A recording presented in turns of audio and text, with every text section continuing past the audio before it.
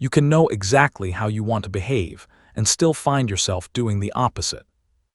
You can promise yourself that next time you will remain calm. You can understand that anger will make the situation worse. You can recognize that an anxious thought is probably exaggerated. You can know that sending the message immediately is a bad idea. And then the moment arrives. Someone says the wrong thing. Your body changes before you have time to think.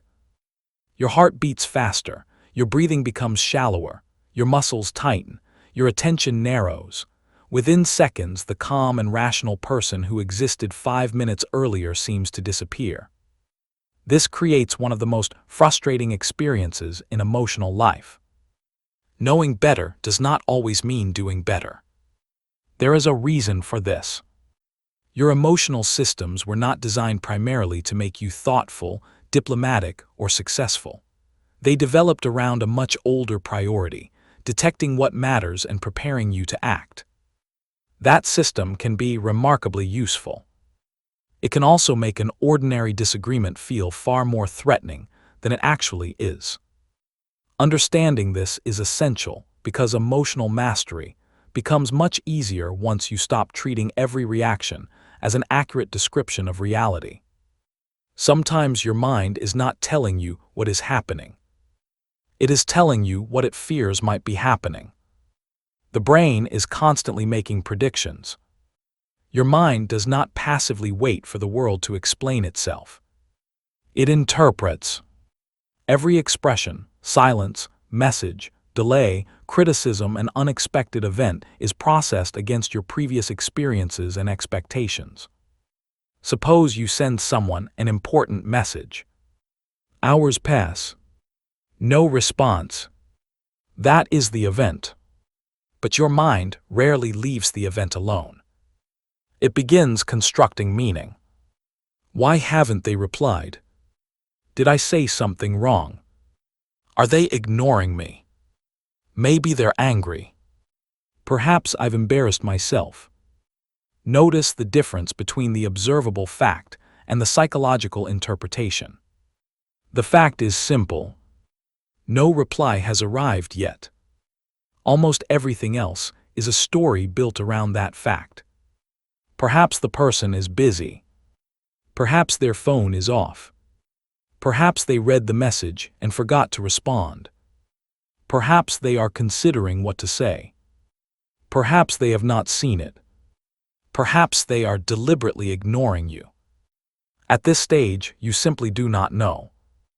Yet emotionally, uncertainty can quickly become certainty. You begin reacting not to what happened, but to what you believe happened. This is one of the central mechanisms behind unnecessary emotional suffering. We often experience our interpretation of reality as though it were reality itself. Your internal alarm system. Deep within the brain are systems involved in detecting significance and possible danger. One structure frequently discussed in emotional processing is the amygdala. It contributes to identifying emotionally important information and preparing the body to respond rapidly when something appears threatening. This ability is useful for obvious reasons. If you suddenly hear a violent crash behind you, it would be inefficient to spend 30 seconds conducting a philosophical analysis before turning around. Your body prepares first. Your conscious understanding catches up afterward. But modern threats are often different from immediate physical dangers. A difficult email cannot physically attack you. A colleague disagreeing with your proposal is not a predator. Someone criticizing your work is not necessarily threatening your survival. Yet social rejection, humiliation, uncertainty, and conflict can still produce powerful emotional responses. The body may respond as though something urgent is happening even when the actual situation allows plenty of time for thought. That distinction matters. Your emotional system is capable of generating urgency without necessity. You feel that you must answer now. You feel that you must defend yourself now. You feel that you must make the decision now. But often, nothing about the external situation requires immediate action. The urgency is internal. Recognizing this gives you an enormous advantage. The feeling of emergency. Think about the last serious argument you had. At some point, you may have felt an overwhelming need to make the other person understand your position immediately. You could not simply leave the issue unresolved. You needed to explain. Then explain again. Then correct their interpretation of your explanation. If they disagreed, the pressure increased. This is what emotional activation can do to perception. It makes temporary situations feel permanent. Small problems feel enormous. Uncertainty feels intolerable. Silence feels dangerous. Disagreement feels personal. And immediate action feels necessary. But urgency is not evidence. The fact that your nervous system wants resolution immediately does not mean immediate resolution is possible or wise. Sometimes the strongest move available to you is to delay action until your perception becomes clearer. There is tremendous power in saying, "I don't need to solve this in the emotional state in which I discovered it." You can return to the problem. You can answer the message later. You can continue the conversation tomorrow. You can gather more information. You can allow your interpretation to change. This is not avoidance. Avoidance is refusing to face something because it creates discomfort. Strategic delay is choosing the mental state in which you will face it. Those are very different behaviors. Why old experiences enter new situations. Your reactions are also influenced by what has happened before. The brain learns patterns. If previous criticism resulted in humiliation, later criticism may feel threatening even when it is constructive. If someone has experienced betrayal, ambiguous behavior in a new relationship may trigger suspicion. If previous failure carried serious consequences, a new opportunity may generate fear rather than excitement. The present moment can therefore become entangled with the past. You think you are reacting entirely to what is happening now. But sometimes you are also reacting to what happened years ago. This explains why two people can experience exactly the same event and respond completely differently. One person receives criticism and thinks, "Interesting, maybe there's something useful here." Another thinks, "They're trying to undermine me." Another thinks, "I've failed." Another becomes angry. Another becomes embarrassed. Another barely thinks about it at all. The event is similar. The meaning is different. And because meaning influences emotion, the emotional experience is different as well. This leads to an important principle. Your triggers reveal something about your interpretation of events, not merely the events themselves. Instead of only asking, "Why did that person make me angry?" ask, "What did their behavior mean to me?" Perhaps it meant disrespect. Perhaps rejection. Perhaps loss of control. Perhaps unfairness. Perhaps incompetence. Perhaps abandonment. Now you are getting closer to the real trigger. Why reactions become patterns. Repeated responses become familiar responses. Imagine that every time you feel criticized, you defend yourself immediately. The first few times, the behavior may be conscious. Eventually, it becomes automatic. Criticism appears. Defensiveness follows. You barely notice the transition. The same thing can happen with avoidance. You feel anxious about something difficult, so you postpone it. The postponement creates temporary relief. Your brain learns. Avoiding this reduced discomfort. Next time anxiety appears, avoidance becomes more tempting. Short-term relief has strengthened a long-term problem. This is why emotional habits can become self-reinforcing. Reaction produces relief. Relief rewards reaction. Reaction becomes easier. Over time, you begin believing the behavior is simply part of your personality.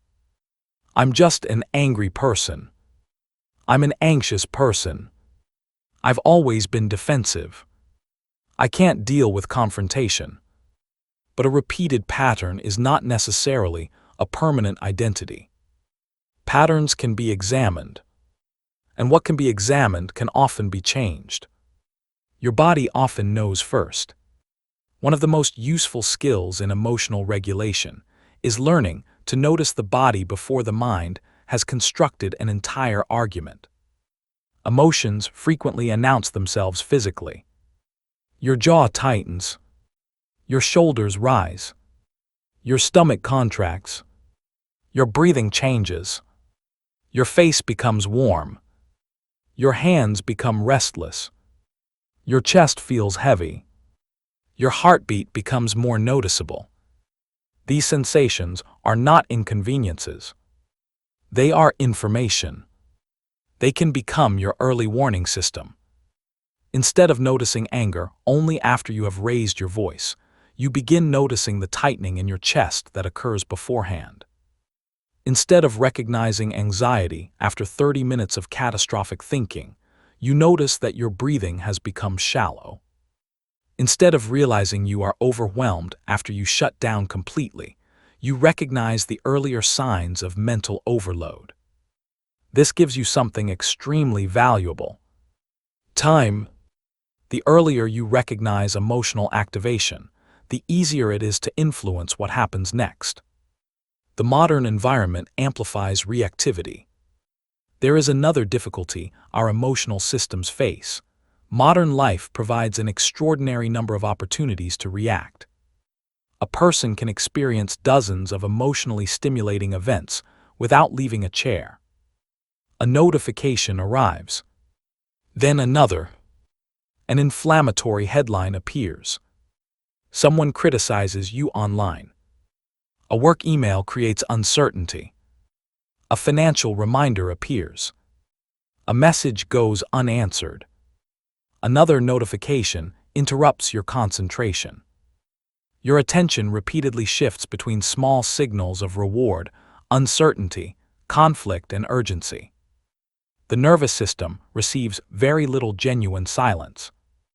This matters because emotional control becomes more difficult when your baseline level of activation is already elevated. The same inconvenience that seems trivial when you are rested can feel unbearable when you are exhausted. The same comment you would normally ignore can irritate you after a stressful day. The same uncertainty you could comfortably tolerate on Monday can feel overwhelming after several nights of poor sleep. Context changes capacity. This is why emotional mastery cannot be reduced to willpower. You are not equally capable of regulating yourself under every condition. Fatigue matters. Stress matters. Hunger matters. Environment matters. Accumulated frustration matters. Understanding your vulnerability is not weakness. It is strategy. The goal is not to defeat your emotional brain. You do not need to declare war on your emotions. Your emotional responses are trying, however imperfectly, to protect something. Anger may be protecting dignity. Anxiety may be protecting security. Jealousy may be protecting attachment. Defensiveness may be protecting identity. Fear may be protecting safety. The problem is that protective systems can overreact. A smoke alarm is valuable because it detects fire. But a smoke alarm that activates every time you make toast does not need to be destroyed. It needs to become better calibrated. The same principle applies to emotional reactions. Your task is not to eliminate the alarm. It is to become better at asking, is there actually a fire? That question introduces reason into reaction. And every time you do this, You strengthen the distinction between what you feel and what you choose.